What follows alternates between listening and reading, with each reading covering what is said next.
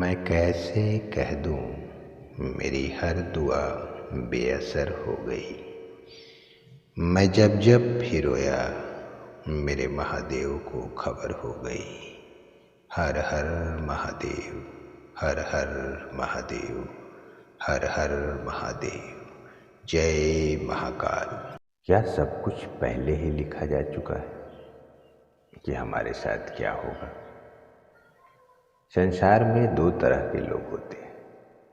एक वो जो कहते हैं कि भाग्य कुछ नहीं होता है, सब कर्म होता है और आदमी का कर्म ही उसके आगे के जीवन निर्धारित करते हैं। दूसरे लोग वो हैं जो भाग में विश्वास रखते हैं और मानते हैं कि जो भाग में लिखा है वो होकर ही रहेगा। लेकिन ये दोनों लोग भी समय समय पर अपने विश्वास से डगमगाने लगते हैं और अक्सर एक इंसान सारी जिंदगी कर्म और भाग्य के नाम के इन दो बिंदुओं की धुरी पर घूमता रहता है और एक दिन संसार और उसके सारे सवालों को यहीं छोड़कर चला जाता है। क्या सब कुछ पहले से लिखा होता है, जिसे विधि का विधान कहते हैं? लेकिन क्यों, कब और कैसे, ये जानना बहुत जरूरी है। अभी आप ये मेरी बातें सुन रहे हैं, क्या यह पहले से लिखा हुआ था कि आप इस तारीख को इस समय पर यह बातें सुनेंगे और आप कहेंगे कि मैं चाहूँ तो अभी अपने मोबाइल को बंद करके बाहर घूमने चला जाता हूँ? तो यह फिर पहले से कैसे लिखा हुआ था? तो इस बात का यकीन मानिए कि वह भी पहले से ही निर्धारित होगा कि आप बीच में उसे बंद करके बाहर चले जाएंगे। आप हर क्षण वही करेंगे जो पहले से लिखा हुआ है।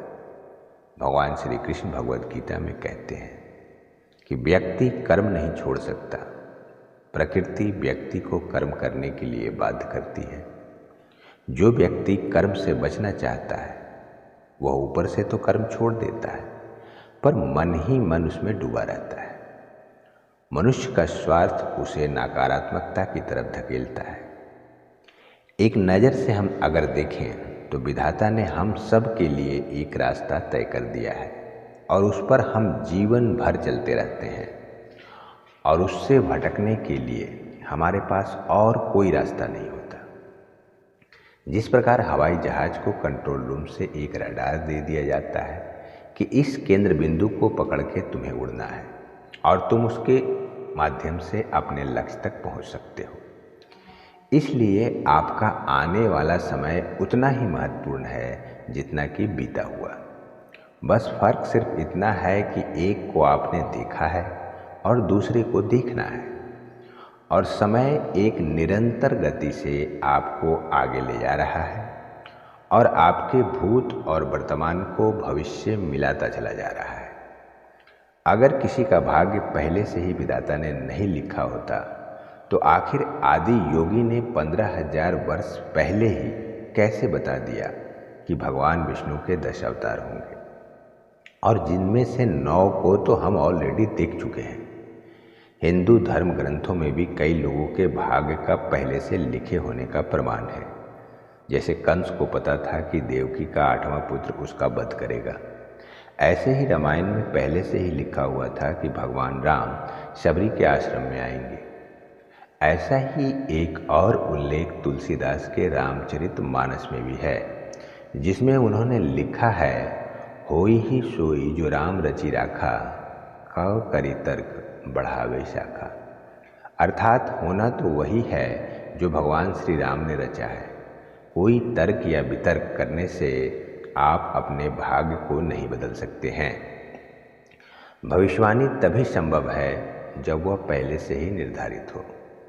रामायण में भगवान राम और सीता जी को ही नहीं बल्कि दशरथ जी और गुरु वशिष्ठ को भी पहले से यह सब पता था कि भविष्य में क्या होने वाला है।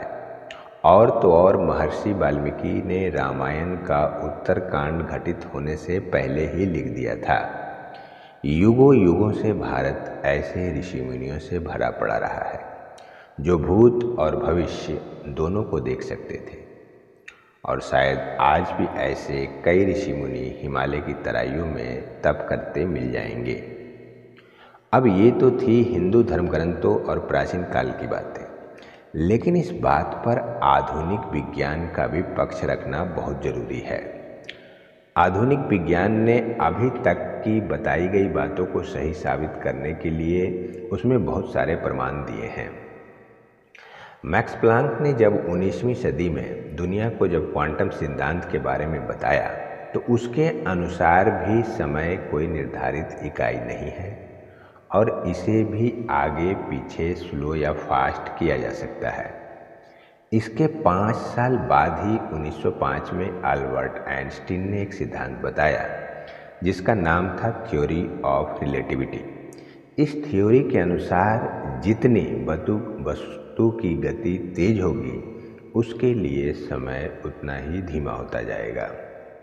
इसलिए अंतरिक्ष में बहुत अधिक गति से उड़ने वाले विमानों में समय बिताने वाले एस्ट्रोनॉट्स के लिए जो 1 दिन होता है वो धरती पर रहने वालों के लिए 2 दिन या ज़्यादा भी हो सकता है। इसलिए गति में परिवर्तन करके इंसान समय में बदलाव ला सकता है। इंसान अभी तक ऐसा करने में सफल नहीं हुआ है, लेकिन शायद भविष्य में कर पाए। अब अगर इन सारी बातों को समझने के बाद आप यह भी कह सकते हैं कि अगर सब कुछ पहले से लिखा हुआ है तो फिर कर्म का तो कोई महत्व ही नहीं रहा, फिर हम कर्म करें ही क्यों? और अगर कोई व्यक्ति बहुत अच्छा या बुरा कर्म करता है तो उसका श्रेय उसे मिलना ही नहीं चाहिए, क्योंकि वह तो सिर्फ अपने रास्ते पर चलता जा रहा है जो कि किसी और ने तय किया है।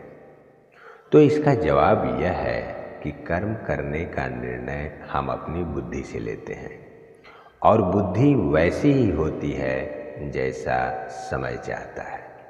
आप एक क्षण किसी चीज़ के बारे में अच्छा सोच सकते हैं तो 2 दिन बाद ही उसके बारे में बुरे ख्याल आने लगते हैं, और यह सब सिर्फ इसलिए होता है कि समय ऐसा चाहता है। आपकी सोच आपके जीवन के अनुभवों से विकसित होती है और ये अनुभव भी समय की ही देन है।